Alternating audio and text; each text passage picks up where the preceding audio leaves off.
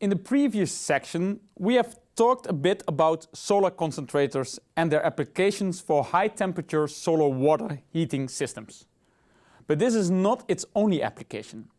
High-temperature fluids can be used in steam turbines to produce electricity. That is what happens in the so-called solar thermal power plants, like the one shown here. Solar thermal power refers to the conversion of solar to mechanical and electrical energy. Much of the early attention of these systems was in small-scale applications, mainly for water pumping. However, since 1985 there have been several large-scale power systems of up to 80 megawatts. This technology is especially interesting when located in desert regions, where radiation is optimum and the otherwise unused land is utilized. These systems consist basically of a collector where the solar energy is absorbed, a storage system, usually water or phase change storage, a boiler that acts as a heat exchanger between the operational fluids of the collector and the heat engine itself, which converts the thermal energy to mechanical energy. This mechanical energy can be further used in an electrical generator.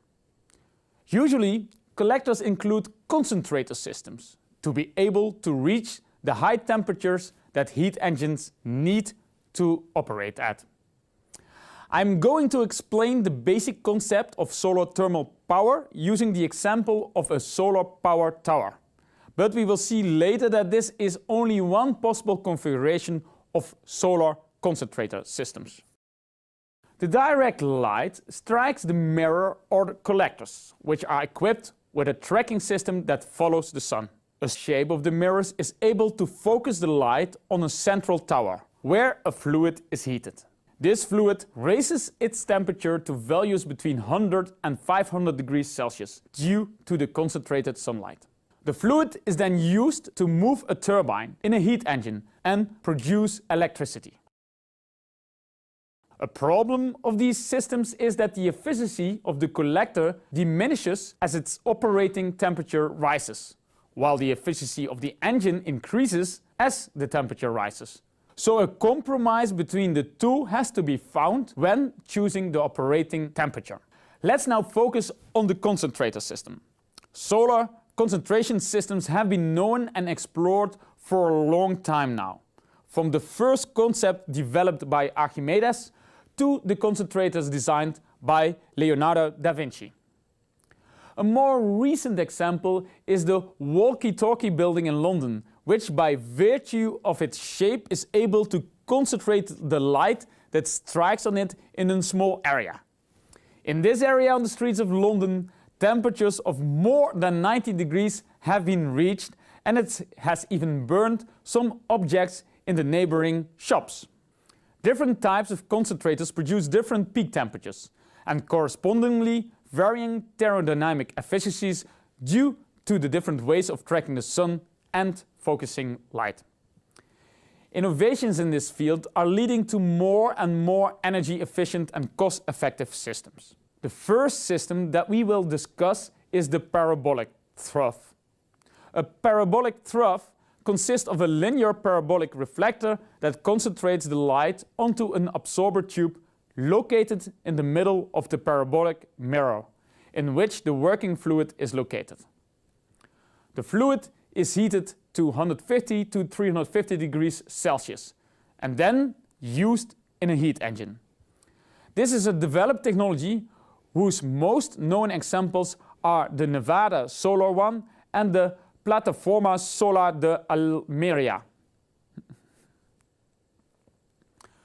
Fresnel reflectors are similar, but using thin flat mirrors instead, in order to concentrate sunlight onto the tubes in which the fluid is pumped.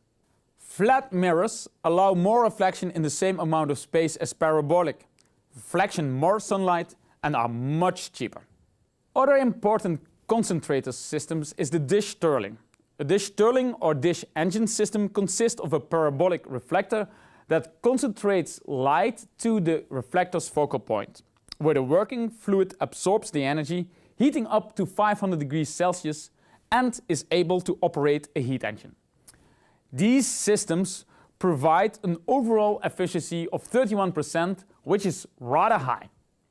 Several projects have been developed using this technology, such as the Big Dish in Canberra, Australia, or the NSTTF in Phoenix. Finally, we will finish the list with the solar power tower plants. They consist of an array of dual-axis tracking reflectors, commonly named heliostats, which concentrates the sunlight on a central receiver which contains the working fluid. The fluid can be heated to 500 up to 1000 degrees Celsius and then used in a power generator or energy storage system. They are very efficient systems and have easier storage. The Solar 2 in California and the Plataforma Solar da Almeria are good examples of this technology. So, this was a brief overview concerning solar thermal energy. In the next block, we will discuss about other unconventional ways to use solar energy, like solar fuels. So, see you in the next block.